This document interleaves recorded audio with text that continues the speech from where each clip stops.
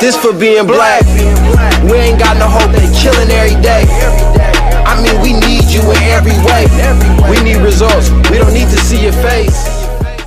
Why Daniel Jones should sit behind Eli Manning? Like, a lot of people are sitting here like certified. Wait. I just completely skipped the intro. What's good? You too certified pretty boy, man. Here today with another video. And today, man, I got the video.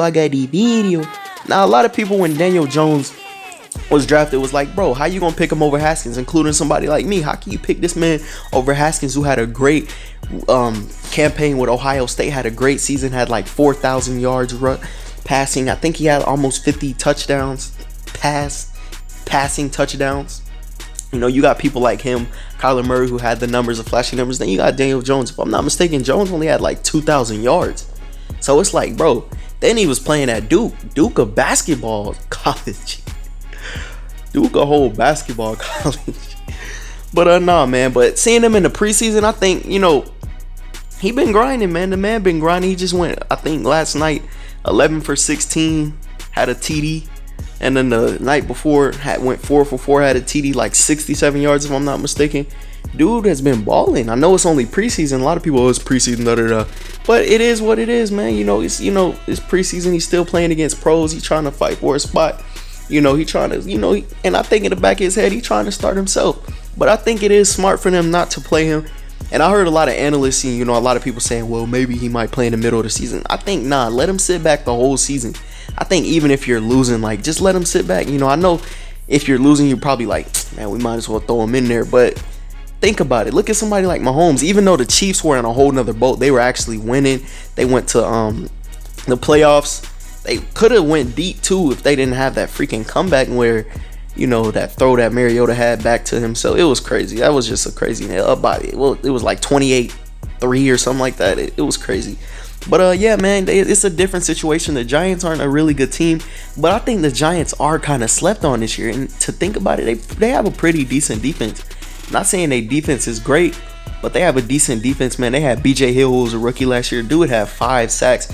It's gonna be better. You got Dalvin Tomlinson. They're solid interior pieces, and you also got inside linebacker Alec Ogletree, who I'm mistaken, he's like a safety / corner. The dude can cover, man. The dude had 5 interceptions. That's really impressive for a linebacker. He had 8 pass breakups. That's crazy. Then you had Janoris Jenkins, who had a team high 15 pass breakups, and then he had 2 interceptions. So the Giants defense ain't that bad. Then they just added that man Jabril, the college phenomenon Jabril Peppers, who they traded for Odell Beckham. Woo, excuse me. So they got a good defense. They also this year drafted Dexter Lawrence. You know what he did. The man's a beast. They also drafted Georgia's DeAndre Baker. DeAndre Baker is actually decent. They drafted him with the 30th pick. So they're thinking, all right, this man gonna be decent. I think he'll be pretty good too. But yeah, man, people sleeping on their defense. So, they have a pretty good defense. They have a decent quarterback. Now, Eli, like I said, should play the whole season. But next year, think about it. He gets used to the playbook. They could probably play him like the last game or maybe the last 2-3 couple games, I guess. Just to get him familiar, get him kind of used to it. Just like they did with Patrick Mahomes last year with the Chiefs. They let him play the last game. He kind of got familiar with it. Went for like 260 and 1 INT. So it's like, yeah, you can let him get used to it. But I just really feel low. Just let him sit back. Let him learn from the veteran, the 2-time MVP.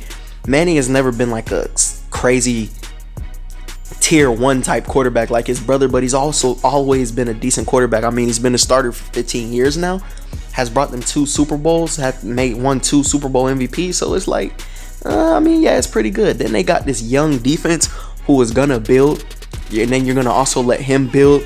You still got Evan Ingram. They got dude, I forgot his name, who was from the the Lions. What's his name? Oh my gosh, I literally forgot his name, but he's suspended, so it is what it is. Then you got the best running back in the backfield, Saquon Barkley, to build with him. You can also throw to him. He's going to carry the ball. So they have a bright future, and they, the young defense, they're just going to improve. They're going to get better in the future. And then you got a quarterback who's a pretty decent quarterback, a young quarterback who's going to learn from a veteran quarterback like Eli Manning. And they're just going to get better, and they're going to continue to build. And the Giants in about 1 or 2 years are going to be a really dangerous team. Because I think Saquon got potential to win MVP next year. So We'll see what it is. It is what it is, man. But I hope y'all enjoyed this video, man. It's Certified Pretty Boy. Watch out for the Giants. Don't sleep on them either. I know they a mean team, but they gonna be pretty decent in the future. Certified Pretty Boy. I'm out, bro. Peace.